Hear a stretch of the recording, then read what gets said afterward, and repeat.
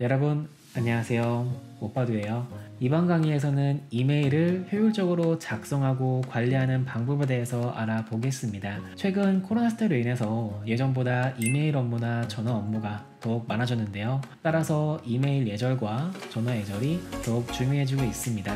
그래서 이번 강의에서는 이메일을 더 신속하게, 더 적게, 더 잘 쓰는 법이라는 책의 일부분과 제가 직장 생활을 하면서 느꼈던 부분을 요약해서 짧은 강의를 준비해 봤습니다. 화면에 같이 볼게요. 직장인은 하루 평균 이메일을 얼만큼 사용할까요? 직장인의 37%는 이메일을 쓰는데 하루 평균 1시간에서 2시간가량을 소요한다고 합니다. 그리고 직장인의 절반 이상은 이메일을 매 시간 또는 매 시간에 여러 번 확인한다고 해요. 여러분은 어떠신가요? 이게 업종마다 다르겠지만 제 경우에는 이메일을 쓰는데 그렇게 많은 시간을 투자하지 않는 편이어서 이 내용을 잘 몰랐지만 이 글을 보고 나서 많은 직장인분들이 이메일을 쓰는데 굉장한 스트레스를 받을 수 있겠구나 라는 거를 알 수 있었는데요. 우리가 직장 생활에서 누구와 소통을 할 때 크게 네 가지 방법이 있죠. 첫 번째는 이메일 쓰기, 두 번째는 전화하기, 세 번째는 메신저, 마지막으로는 대면 소통이 있는데요. 그 중에 전화나 메신저로 주고받는 대화는 우리가 임의적으로 녹취를 하거나 또는 스크린샷을 찍지 않는 이상 공적으로 기록을 남기기가 쉽지 않은 반면에 이메일의 경우에는 메일을 보낼 때마다 실시간으로 메일 서버에 기록이 되기 때문에 서로 간에 깔끔하고 신뢰를 주는 소통을 할 수 있기 때문에 이메일 쓰기가 중요하다는 것은 모든 직장인이 알 수 있을 겁니다. 제가 유튜브 채널에서 저희 구독자분들께 설문조사를 하나 했어요. 이메일 관련 업무 중에 무엇이 중요하다고 생각하는지 구독자분들의 생각을 여쭤봤는데요. 그 중에 1위와 2위는 수신된 이메일 목록을 체계적으로 관리하는 것, 그리고 두 번째는 이메일을 간단하고 명료하게 잘 작성하는 것을 뽑아주셨어요. 그래서 이번 강의에서는 이메일을 관리하는 방법과 이메일을 잘 쓰는 방법을 알아보겠습니다. 우리가 직장에서 자주 사용하는 이메일 관리 프로그램에는 아웃룩이 있습니다. 그래서 이 아웃룩에서 규칙을 활용해서 이메일을 자동으로 분류하는 방법을 알아볼게요. 이렇게 아웃룩을 실행하신 다음에 메일이 한 개 와 있어요. 오빠도 엑셀에서 온 메일인데 저는 이 오빠도 엑셀에서 보낸 메일을 자동으로 특정 폴더에 이동을 하고 싶어요. 자, 그럴 때에는 이 메일을 우클릭하신 다음에 여기 규칙이 보이실 거예요. 규칙이 오시면은 이 받은 메시지를 항상 자동으로 분류하는 기능이 있습니다. 이 버튼을 클릭해 볼게요. 자, 그러면은 이렇게 폴더 선택이 나오는데 여기에서 기존에 있는 폴더를 선택해도 괜찮으시고요. 또는 이런 식으로 새로 만들기를 통해서 새로운 폴더를 만들어 주겠습니다. 뉴스레터라는 폴더를 만들어 줬고요. 이 폴더를 선택하신 다음에 확인을 눌러 줄게요. 그러면은 이메일이 뉴스레터 폴더로 이동한 것을 볼 수 있습니다. 자, 그리고 제가 메일을 하나 써볼게요. 이렇게 오빠도 엑셀에다가 뉴스레터 2호를 보내보겠습니다. 그리고 아웃룩이 오시면은 이렇게 새로운 메일이 뉴스레터로 분류된 것을 볼 수 있죠. 뿐만 아니라 이 보낸 사람 말고도 특정 단어 기준으로 메일을 분류할 수도 있어요. 이 메일을 우클릭하신 다음에 규칙에서 새로운 규칙을 만들어 주겠습니다. 그리고 만약에 이 제목에 광고라는 단어가 포함되어 있을 때에는 항목을 이동한 폴더로 새로운 폴더를 만들어 줄 건데 이렇게 새로 만들기로 광고 폴더를 만들어 줄게요. 그리고 확인 눌러서 규칙을 추가해 주겠습니다. 됐죠? 자, 그리고 나서 다시 메일을 보내볼까요? 메일 쓰기로 오빠도에다가 이번에는 광고성 메일을 보내볼게요. 이렇게 메일을 보내시면은요. 이런 식으로 광고 폴더로 구분된 것도 볼 수 있습니다. 자, 이번엔 두 번째로 아웃룩으로 일정을 쉽게 관리하는 방법을 알아볼게요. 이거는 아주 간단한데요. 이렇게 메일이 들어왔어요. 그리고 이 메일을요, 좌측 하단에 보이는 이 달력 아이콘으로 이렇게 끌어볼게요. 그러면은 이렇게 일정으로 메일 내용이 더해지면서 자동으로 일정이 생성됩니다. 그리고 나서 이 시작 시간과 시간을 바꿔볼게요. 예를 들어서 6월 5일 날 12시로 바꿔볼게요. 그리고 저장 후 닫기로 저장하시면은요. 이렇게 일정이 와서 보시면은 이런 식으로 6월 5일 날에 일정이 추가된 것을 볼 수 있어요. 이게 좋은 점이 휴대폰에 아웃룩 앱을 설치하시면은 자동으로 연동되기 때문에 외부에서 미팅이 많으신 분은요. 알림 설정까지 활용하시면은 아주 효율적으로 도움이 되실 거예요. 다음 내용을 볼게요. 자, 이번에는 이메일을 효율적으로 쓰는 방법을 총 4가지로 나눠서 알아보겠습니다. 일단 첫 번째로 쓰기 전에 생각하라인데요. 이게 무슨 말이냐면은 이메일을 쓰기 전에 받는 사람이 무엇을 원하는지 그리고 내가 무엇을 전달하고자 하는지 그것을 파악을 하고 글을 쓰자는 것입니다. 제가 밑에 2가지 예제를 적어드렸어요. 이 두 본문을 읽어보시고 무엇이 다른지 확인해 보겠습니다. 이 메일에서 중요 내용은 무엇일까요? 바로 여기가 되겠죠. 이 행사에 무료 입장 혜택을 드리고 있으니 혜택을 받고 싶다면은 본 메일에 회신해 주세요. 이 내용이 핵심 내용이 될 겁니다. 근데 첫 번째 메일은 보시면은 이번 주말에 우리 회사는 강남구에 위치한 오빠주 센터에 열리는 엑셀 박람회에 참가합니다라고 다른 내용으로 서두를 시작하다 보니까 메일을 받는 사람 입장에서는 글을 끝까지 읽어야만 이 핵심 내용을 파악할 수 있게 되겠죠. 반면에 두 번째 메일은 이번 주말에 열리는 엑셀 박람회를 무료로 관람하고 싶으신 분은 입장권을 보내드리고 있으니 참가를 희망하신 분은 본 메일에 회신해 주세요 라고 핵심 내용이 처음에 있기 때문에 이 내용에 관심이 있다면 뒷부분에 세부 내용을 볼 것이고요. 관심이 없으면 다음 메일로 빠르게 넘어갈 수가 있게 되겠죠. 그래서 이메일을 쓸 때에는 항상 주요 관심사가 무엇인지 확인을 하고 주요 관심사를 메일에 서두로 끄는 2갈씩으로 작성하는 게 중요하다는 거 짚고 넘어가겠습니다. 다음 내용을 볼게요. 그 다음으로는 메이드 포맷을 사용하라입니다. 이 메이드 포맷은요. 책의 저자가 소개하는 이메일 쓰기의 한 양식인데요. M은 메시지, A는 액션, D는 디테일, E는 에비던스의 약자인데 제가 밑에 예제를 적어드렸어요. 그래서 이전과 동일하게 이 메일을 읽어보시고 어떤 게 중요 메시지고 어떤 게 중요 행동이 되는지 살펴보겠습니다. 여기에서 중요 내용은 무엇일까요? 바로 이 2가지가 될 텐데요. 일단 첫 번째로 메일을 보낸 사람이 크게 실망했대요. 왜냐하면은 계약 시에 아쿠아리움에서 열리는 행사에는 우리 그룹의 참석자만 독점적으로 쓰기로 계약을 했는데 그 협의사항이 지켜지지 않았대요. 그래서 거기에 대한 행동으로는 우리 쪽 담당 직원이 귀사에게 새로운 제안서를 보내드렸으니 거기에 적혀있는 숫자를 검토해 보시고 우리 측 입장을 고려해 보신 다음에 우리가 제안하는 선에서 결제 금액을 마무리 짓고자 합니다가 핵심 행동이 될 겁니다. 그런데 이 메일은 서두를 보시면은요. 최근 아쿠아리움에서 열린 기술 관련 행사가 엄청난 성공을 거뒀대요. 왜냐하면은 참석자 수로 200명을 예상을 했는데 실제로는 그 이상이 왔대요. 그리고 그 다음으로는 참석자가 몰린 탓에 음식이 충분치 못했지만 그 점과 관련해서 친절하게 처리해줘서 감사합니다라고 내용이 적혀 있어요.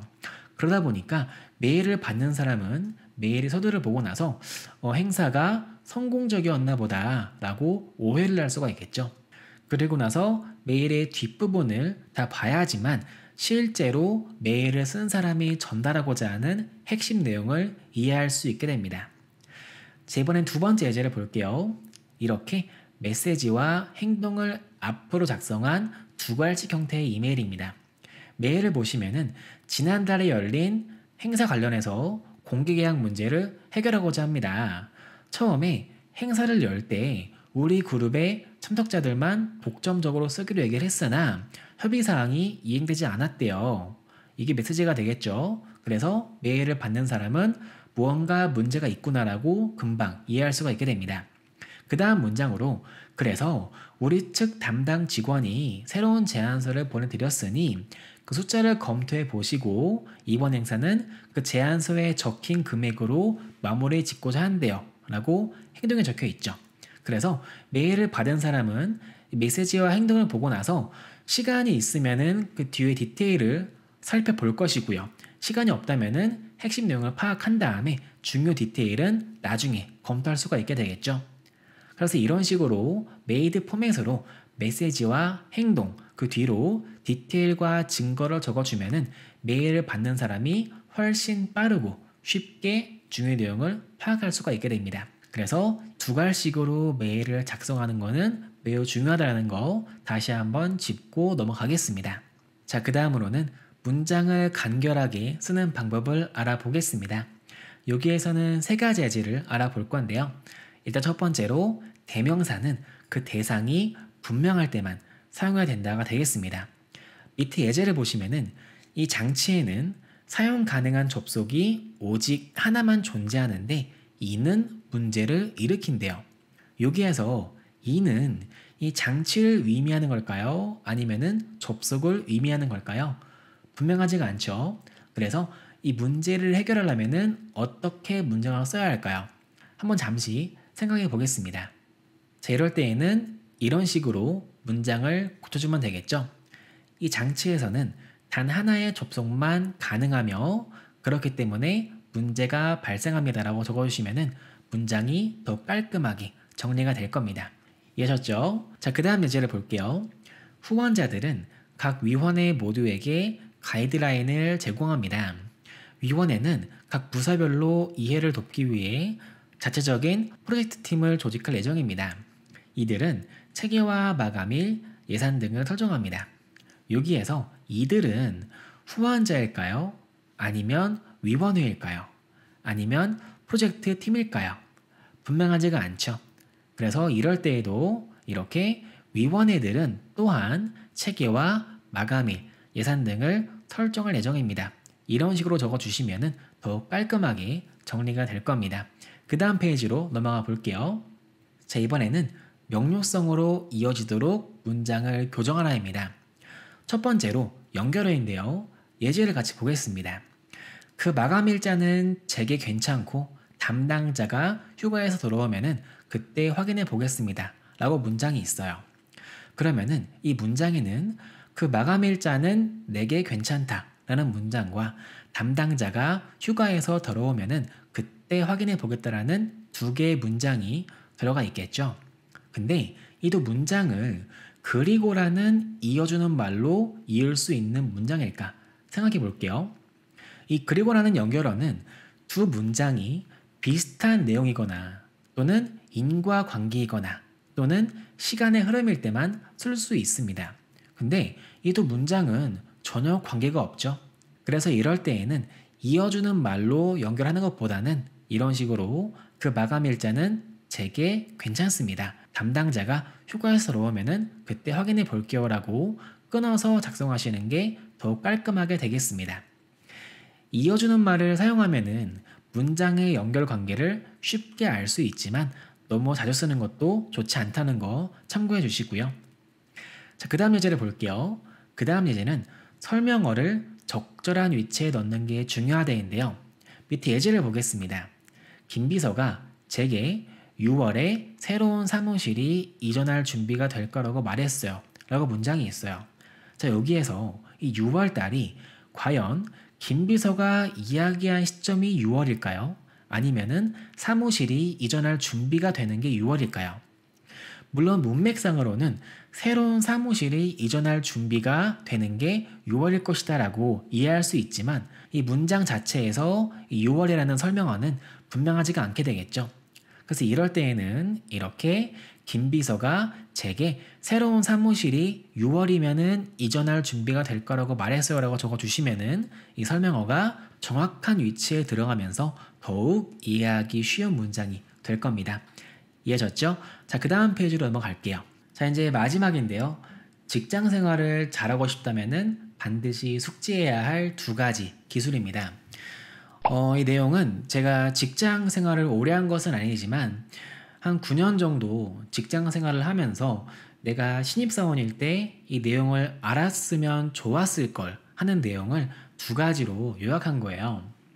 일단 첫 번째로는 두괄식인데요. 이 두괄식은 앞에서 말씀드린 것과는 약간 다른 내용인데, 제가 신입일 때 했던 큰 실수 중에 하나가 바로 내가 했던 업무를 다른 사람들에게 너무 어필하고 싶어 했어요. 이 직장 생활에서는 물론 승진을 하기 위해서 어필을 잘하는 것도 중요하지만 어필하는 방식이 훨씬 더 중요한데요. 모든 일에는 과정과 결과가 있어요. 근데 어떤 사람은 내가 이 결과를 얻기 위해서 내가 이만큼의 노력을 했다는 것을 강조하고 싶어 하는 사람이 있고, 어떤 사람은 그냥 결과만 간단하게 강조하는 사람이 있어요. 물론 이 과정도 중요하죠. 이 우리가 일상생활에서 어떤 과정으로 이 결과를 얻었는지도 굉장히 중요한데, 직장 생활에서는 사실 이 과정보다는 결과가 10배 이상 중요하기 때문에 이 과정을 강조하는 것보다는 이 결과를 강조해서 보고하는 게 아주 중요합니다. 제가 신입사원일 때 잘못 생각했던 것 중에 하나가 바로 이것인데, 저는 뭔가 보고를 할 때 그 결과보다는 내가 한 노력이라던가 또는 그 결과를 얻기 위해서 발생했던 시행착오를 겪으면서 내가 이러한 발전을 했습니다라는 거를 더 강조하고 싶었던 거죠. 이제 그러다 보니까 어떤 메일이나 그 보고의 서론이 길어지게 됐는데, 이게 직장 생활에서는 굉장히 좋지 않은 결과를 초래할 수가 있습니다. 그 이유는 이 시간이라는 단위를 보시면 쉽게 이해할 수 있는데요. 우리한테 시간은 굉장히 소중하잖아요. 그만큼 다른 사람의 시간도 굉장히 소중합니다. 그래서 무언가를 보고할 때에는 결과만 빠르게 일단 보고하는 게 매우 중요해요. 근데 이렇게 제가 말씀을 드리면은 또 어떤 분들은 그러면은 내가 했던 노력들은 다른 사람이 몰라주는 거 아니냐, 이렇게 말씀하실 수 있는데, 사실 직장 생활에서 한 노력들은 결과 대비 크게 중요하지가 않습니다. 이렇게 말씀드리면은 또 어떤 분들은 마음의 상처를 받으실 수 있는데, 직장 상사가 밑에 직원의 노고와 수고를 이해해 준다라는 것은 현실적으로 많이 어렵습니다. 그리고 그러한 직장 상사가 많이 없는 것도 사실이고요. 근데 그렇다고 우리가 마음의 상처를 입을 필요가 전혀 없는 게, 어떤 직원의 승진 시즌에서 승진 기준을 정할 때 쟤는 노력을 많이 했으니까 승진시켜야 돼, 그러진 않거든요. 노력을 많이 한 것도 중요하지만 노력보다는 결과로 보여주는 게 훨씬 중요하다는 거 항상 숙지하시고 직장 생활을 하시면은 여러분들에게 큰 도움이 되실 거라고 생각을 해요. 그래서 좋은 예제를 하나 가지고 왔는데요. 밑에 메일을 같이 보겠습니다. 이 메일을 보시고 나서 무엇이 핵심 내용이고 이 메일의 문제가 무엇인지 한번 살펴볼게요. 이 메일에서 핵심 내용은 무엇일까요? 바로 3일간의 조사 결과 오빠도 센터에 가용한 부지가 있는 것으로 확인하였습니다. 이게 핵심 내용이 되겠죠. 근데 메일 서론에서 기존 연락하던 부동산 10곳을 통하여 확인한 결과 최근 문제로 인해서 사무실용 부지가 많지 않다고 확인했습니다. 이렇게 보고를 시작을 했어요. 그러면은 직장 상사는 메일을 위에서부터 아래로 읽겠죠. 그런데 첫 부분에 이렇게 부정적인 내용이 있다 보니까 일이 잘 안 된 건가? 라고 오해를 할 수가 있고, 그리고 메일을 끝까지 읽어야만 핵심 내용을 파악할 수 있게 됩니다. 그래서 이렇게 작성하시는 것보다는 이렇게 두괄식으로 보고하시는 게 좋겠습니다. 그래서 메일을 보시면은 메일 앞부분에 설립 조건에 정확히 부합하는 장소로 오빠도 센터의 한 곳을 확인하였습니다 라고 보고를 하시고요. 메일 뒷부분에는 제가 직접 판교에 가서 현지 부동산과 3일 동안 어렵게 확인하였습니다 라고 보고를 하시면은 상사 입장에서도 메일의 핵심 내용을 빠르게 파악할 수 있고, 뒷부분에서 얘가 이렇게 노력을 했구나 라고 확인을 할 수 있게 되겠죠. 그래서 이렇게 두괄식으로 적는 게 중요하다, 다시 한번 확인해 주시고요. 두 번째 기술은 포장을 잘하는 것도 능력이다입니다. 이건 전문 용어로 프레임이 효과라고 하는데요. 재미난 실험이 있어서 예제를 가지고 왔어요. 한 나라에 600명의 생명을 앗아갈 질병이 발발했다고 해요.